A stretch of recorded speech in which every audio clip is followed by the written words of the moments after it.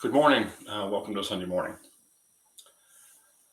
Greetings to the folks I can see on Zoom and greetings to the folks I cannot see on Facebook and YouTube. We seem to have everything configured and the video feeds are all working this morning.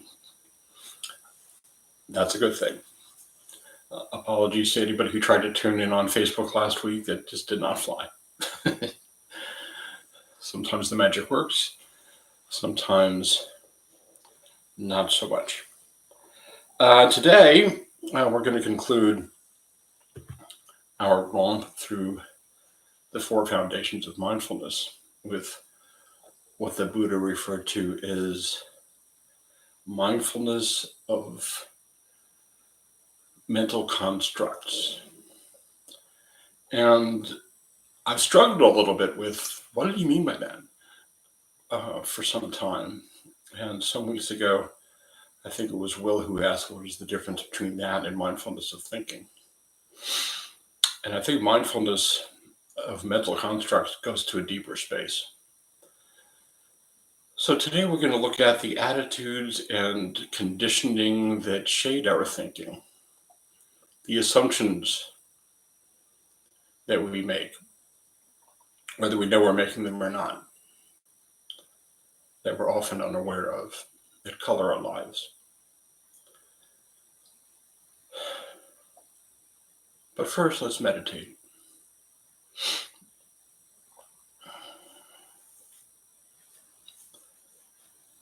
So I invite you to find a comfortable meditation posture.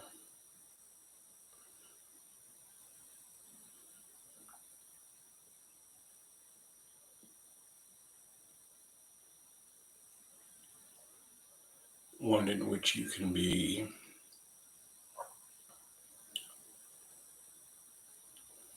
alert but relaxed. You have like an open channel through your body.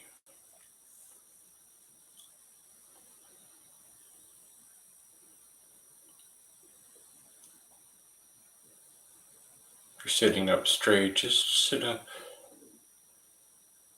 Let your back fall into its natural curve and keeping your body straight.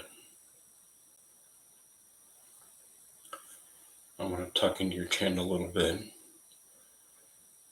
That's helps straighten the top of your spine. And if it was like you had a little string here at the crown of your head and you pulled it up, and it would tuck your chin in a little without stressing or straining the muscles in your neck or tightening.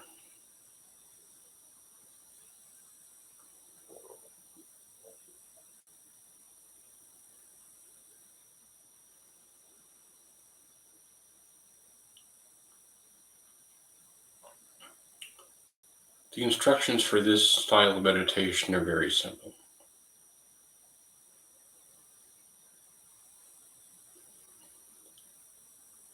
We focus on the breathing.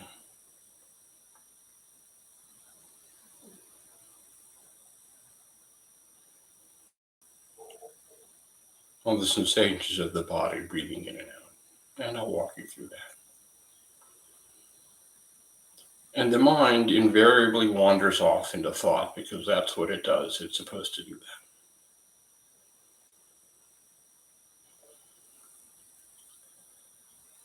But it's easy to come back when we notice that happening, to feel frustrated or like we're doing it wrong, or our experience should somehow be different than what it is.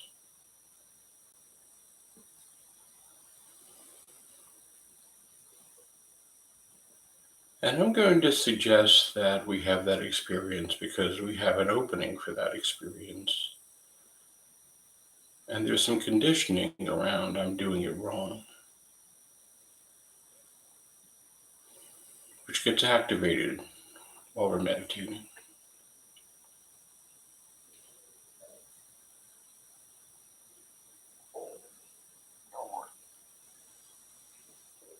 One of the effects of mindfulness meditation is our conditioning becomes plain as day. We can see it for what it is, as separate from how things are.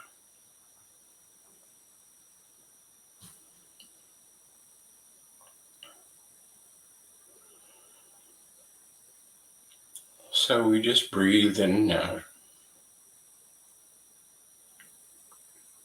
and notice the sensations of breathing. And just sort of accompany that with our intention.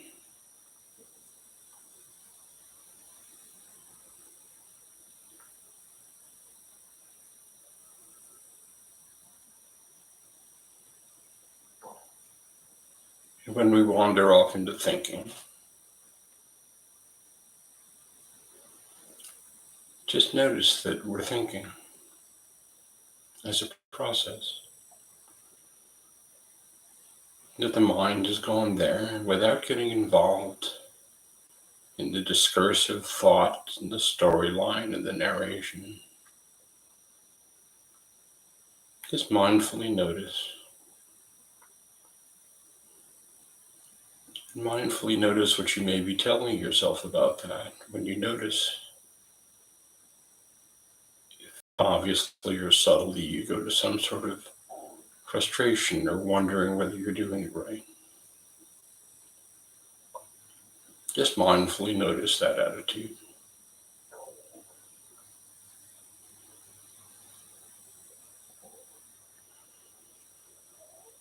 And bring your attention back to the sensations of the body breathing.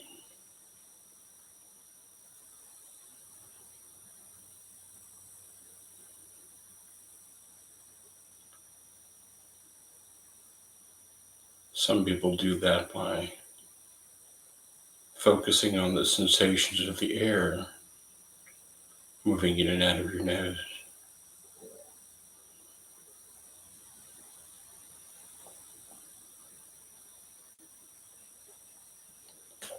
The cooler sensation of the air moving in on an in-breath.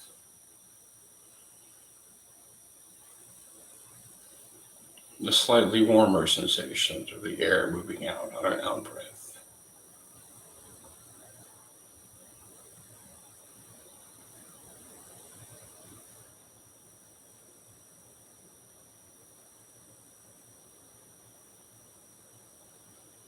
Some people focus on the sensations of the chest or the belly moving up and down.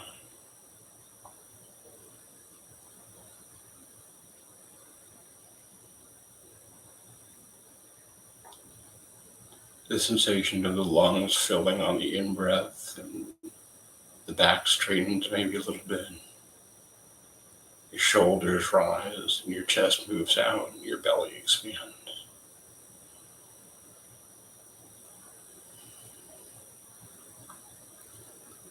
And the sensation is if your shoulders relaxing and your belly and your chest contracting on the out breath.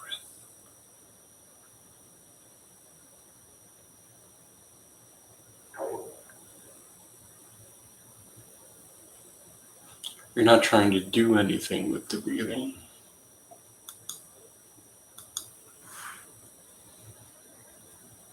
We're just accompanying it with our intention. We're just accompanying it with our attention.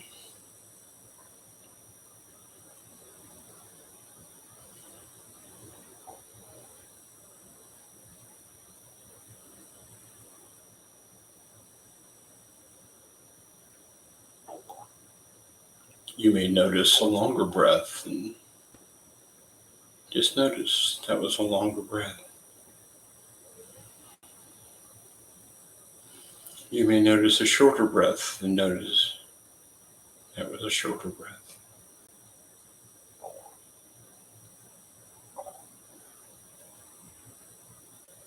Just being with the rhythm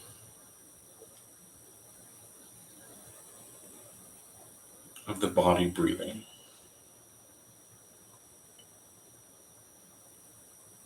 Whatever that is.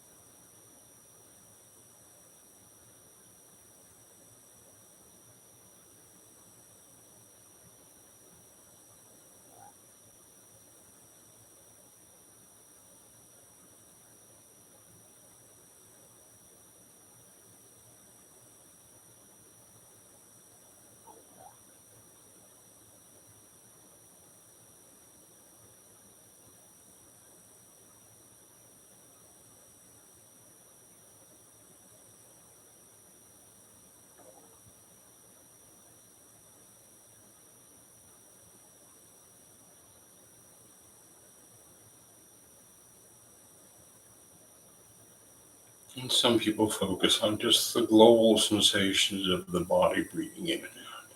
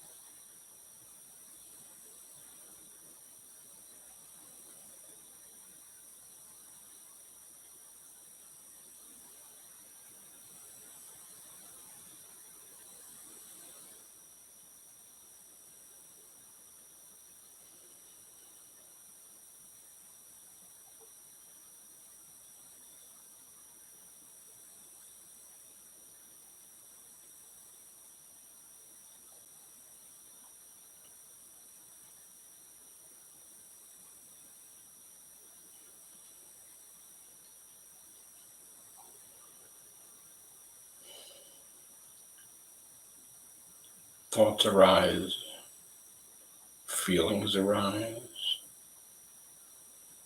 thoughts about the thoughts arising.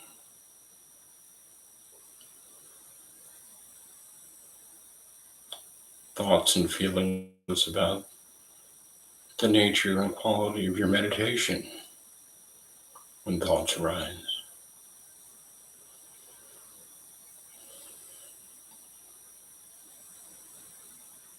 They arise, they pass, they come, they go.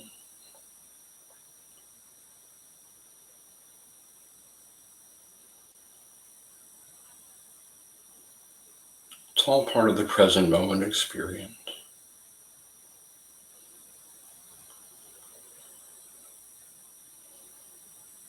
But we're just sitting here in the simplicity of the present moment and breathing in and out.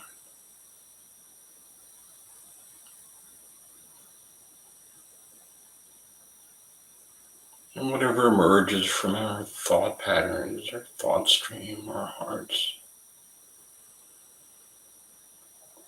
isn't going on anywhere else than here in the present moment. We're just sitting here, breathing in and out.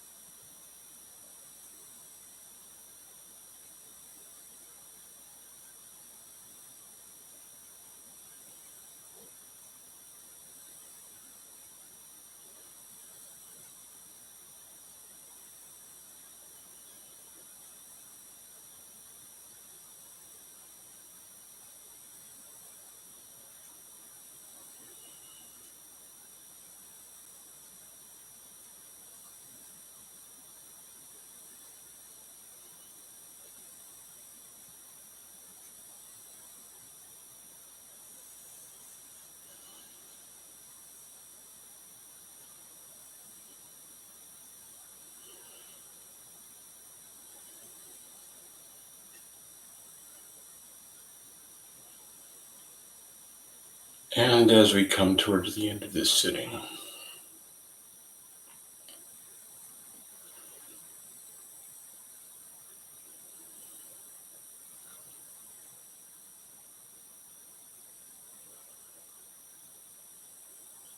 may it be that the benefits of this practice enables us or helps us to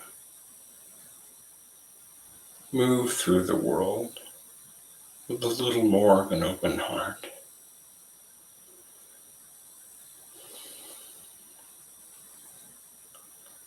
and to view the world and the people around us through the eyes of kindness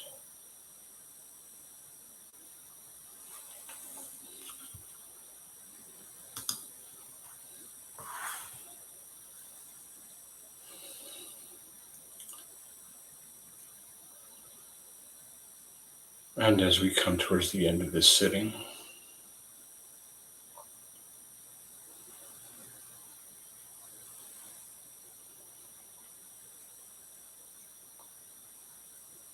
may the benefits of this practice help us move through the world with kindness and compassion, and care for the welfare and well-being of others.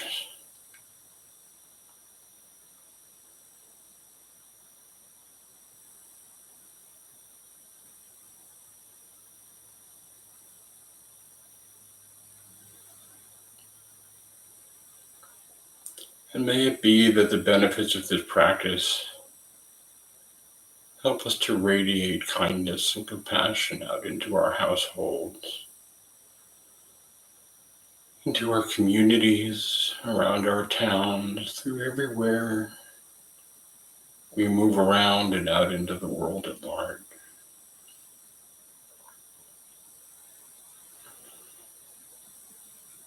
May the benefits of this practice be of benefit to all beings everywhere. May all beings be happy. May all beings be well. May all beings be safe. May all beings be at ease and at peace.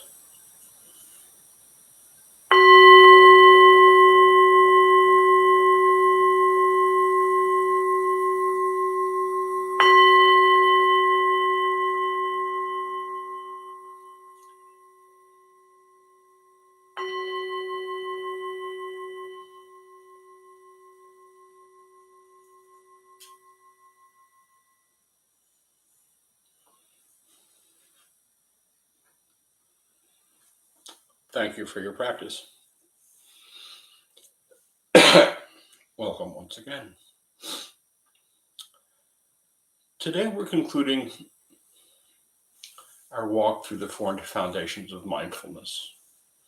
And those are four areas that the Buddha enumerated to focus on as part of living and being more awake in the world.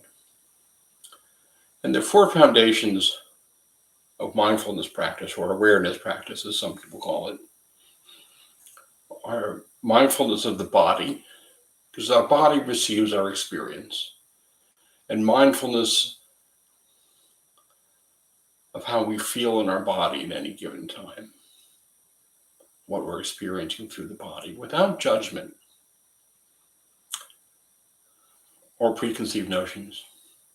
Mindfulness of feelings, because feelings come and go, but not so much the feelings themselves, but the tone of the feelings. And the reason why we start with mindfulness of the body is because we experience our feelings in the body. They're a somatic experience. We have a feeling. If I'm feeling sad, it's like right here in my belly, or sometimes in my throat. And then we attach a label to it. Now it's an emotion. And mindfulness of thought, because thoughts come and go. And it's easy to think about, it's easy to start to believe that our thoughts about a thing are the actual thing in itself, but they're not. They're just a way we've been conditioned to describe our experience. The thought is not the thing. And again, that traces back to mindfulness in the body, because our thoughts often trigger sensations in the body, trigger emotions which happen in the body. And the fourth foundational of mindfulness is what Buddha referred to as constructs of the mind. And as I said before, it took me a while to figure out what he meant by that. And when somebody asked a few weeks ago, I think it was Will asked a few weeks ago, what is the difference between that and mindfulness of thinking? I really had to pause for a second. So I've done some reading and I've done some contemplating. And what it really comes down to is we all have conditioning. We all have preconditioning. We all have thoughts about our lives and about the world around us and about ourselves that are just conditions that become the lens through which we look at ourselves and the world and our relationships. And I have a quote from Sharon Salzberg, one of the senior teachers at the Insight Meditation Society, where she says, the quality of our lives can be limited by the thought patterns that produce much of our constriction, such as unexamined assumptions. Sometimes, perhaps most of the time, we don't even notice the ideas we hold about ourselves, our experiences, our friends, our family, and so on. We tend to accept these preconceptions, judgments, hasty conclusions, and anxieties about the world as truth, ultimate, unyielding, and inflexible. In that case, our world shrinks, becoming ever smaller and smaller. And just like our thoughts are not the thing we're thinking about, our preconceived, conditioned notions, judgments, preconceptions of the world are not the world. They're just the lens through which we have been taught to view these things. Our conditioned views and attitudes are not the world, about the world are not the world in itself. Just like our thought is not the thing we're thinking about, our conditioned attitudes are not what is real. And if you look at your conditioning, it's always in somebody else's handwriting. I have two main ones. One is, Ken, you're screwing everything up. That's a conditioned thought that I've had to work with. And that is my father. That's the voice of my father, because he was very critical and I always felt like I could never do anything right in front of him. The other condition is, wow, we're heading for a train wreck now. This is going to be bad. Just this general feeling unsafety. And that is the voice of my mother, because she lived her life that way, feeling like she was moving from one catastrophe to the next. But none of that belongs to me. That is stuff that I learned and have had to, for my own sense of well-being, learn to step back and look at that as something that other than reality. And I'm a writer. I'm not doing a lot of writing these days, but I've made a living as a professional writer. And there's the standard inside joke about writers is, the writing process involves sitting in front of a blank page or screen and crying for some period of time and feeling like you don't know what you're doing and all of that. And then you write. Some of that is true. And I'm not saying this to brag. I struggled with that standard writer's anxiety all the way to a Pulitzer nomination. So the way we view ourselves and the way we actually are different. And our preconceived notions of the world are different from the world themselves. The great philosopher and feminist, Anais Nin, famously said, we don't see things the way they are. We see things the way we are. Because if all you have is a hammer, everything looks like a nail. If I'm wired to feel like the world is an oppressive place that's going to hurt me, I'm going to see that everywhere.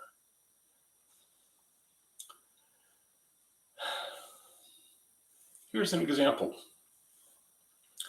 And I've told this story before. I was on a meditation retreat at Cloud Mountain, which is a meditation retreat center 90 miles north of Portland, Oregon. You have to fly to Portland to get a ride 90 miles. It's out in the middle of nowhere. Most of these retreat centers are out in the middle of nowhere. It's beautiful. It's out in the woods. It's lush. It's green. Day 3 or 4 or so, I'm meditating on this deck out in the woods. I'm just sitting there. Literally, I'm doing nothing other than just sitting there. It had just rained, so the woods was like lush and green. It smelled really great. And I hear it. You're screwing this up. This is wrong. You're not doing it right. And it caught me, right? And because I've heard that voice before, but in meditation, I actually saw it as for what it is. First off, I am doing nothing other than to just sit here for no other purpose than to just sit here. What could I possibly be doing wrong? I am literally just sitting here doing nothing but sitting here. And I saw that for what it was. It was an image of, it was a projection of Mara. Mara is the god of illusion. Mara represents our dark side, our shadow side. Mara is the god of illusion, tried to stop the Buddha's awakening. And when Mara had tried everything and run out of ideas and things to throw at Buddha, he said, "What makes you think?" Self-doubt. And Buddha opened his eyes at that moment and said, "I see you, Mara. Let's have tea." So he met his doubts and his self-concepts that were holding him back with, "Let's have tea." Gentleness. Flash forward 2,500 years later, and I have an opportunity to meet with a woman named Ajahn Sundra. She's one of the senior teachers in Theravadan Buddhism in Europe, and she was in California nearby where I was, and I had a chance to meet with her. And it's like a 15-minute interview, and I told her what was going on with me, and I was struggling. And she said, "When you see that, just look at it and say, 'I see you, Mara.'" None of that self-criticism, none of those attitudes towards myself that were not serving my overall being were actually real. So the suggestion, when you notice that you're in self-doubt and having trouble believing in yourself or thinking there's something wrong with you, "I see you, Mara. Let's have tea." Because these things are not real. They're just things we have learned and picked up along the way. Now, I've talked before about I'm a recovering addict, and I grew up in a really kind of dangerous and chaotic family environment. And I came out of that believing that I'm not safe. I'm not a person who's safe to be around. The world is not safe, and people could not be trusted. If you look at that through the lens of the 12 steps, or the 7-step, those are what in the 12-step world you might call defects of character. But that was the lens through which I looked at the world. That was a preconceived set of beliefs that I brought into the world with me. And it really shrank my world. And I had to learn to step back and look at that as something I learned as a mental construct, as a construct of the mind, as the Buddha would say, not as a reality.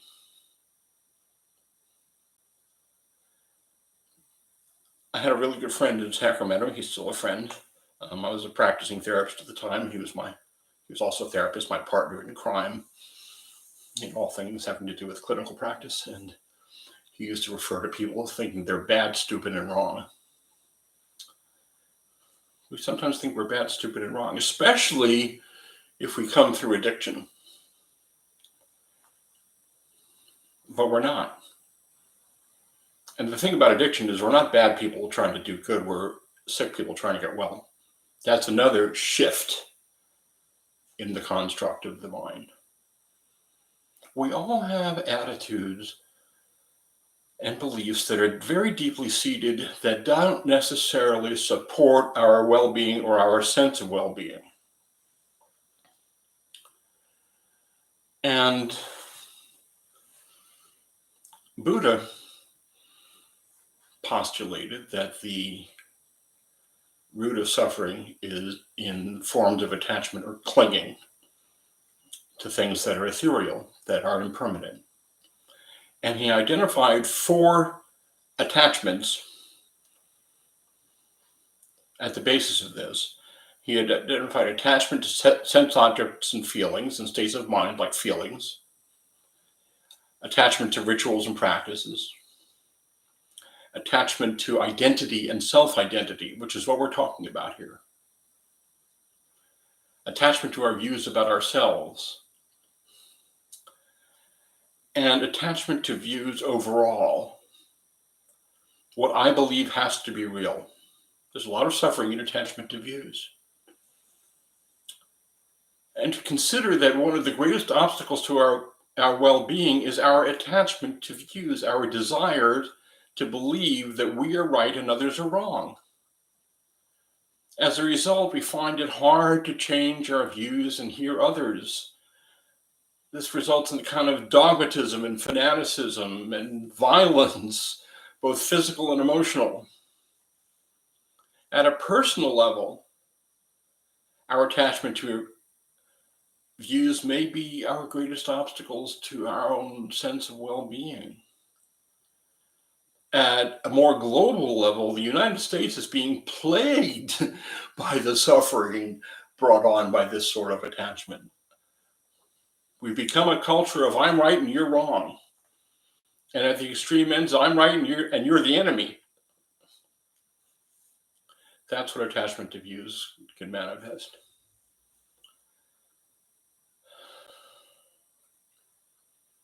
But if we step back and look at that through a different lens, as a set of preconditions, we can make decisions about whether or not that serves us and how it serves us. And Buddha suggested that whatever, after thought and investigation and reflection, you find you agree with reason and experience, and this is key, as conducive to the good and benefit of one and all, to the good and benefit of one and all, then follow that down the road.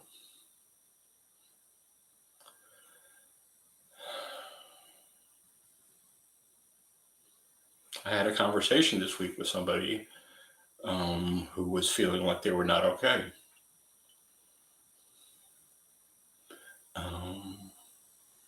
Because somewhere along the line, we learned that we're not okay. And then we start to have things in our life that we feel like reinforces that. Because as Nais Nin said, we don't see things the way they are. We see things the way we are. And if all you have is a hammer, everything looks like a nail. If I start from the assumption that I'm bad, stupid, and wrong, then I'm going to see that affirmed everywhere in the world. If I start from the assumption that I'm whole and well and doing the best I can, I'm going to see that everywhere in the world.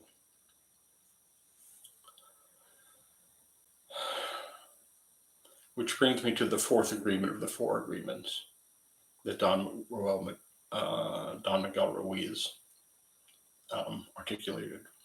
The 4th agreement, he said, is always do your best. And he defined your best as whatever you are doing now.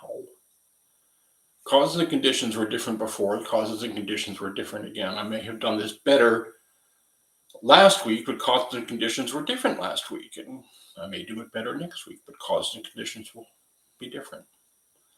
So instead of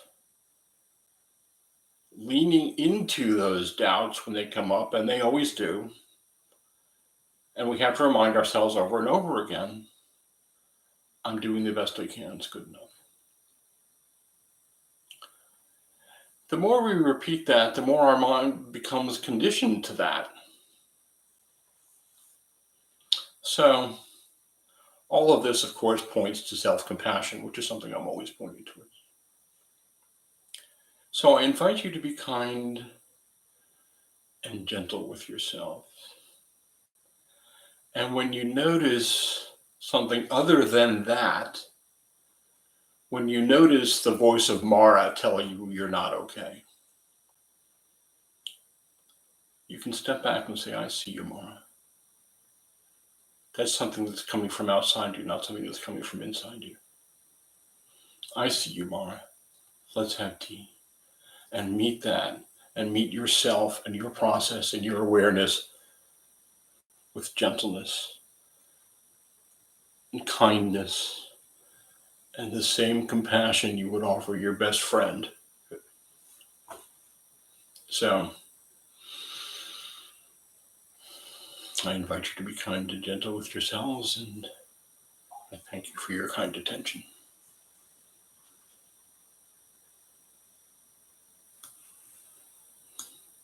Comments, questions?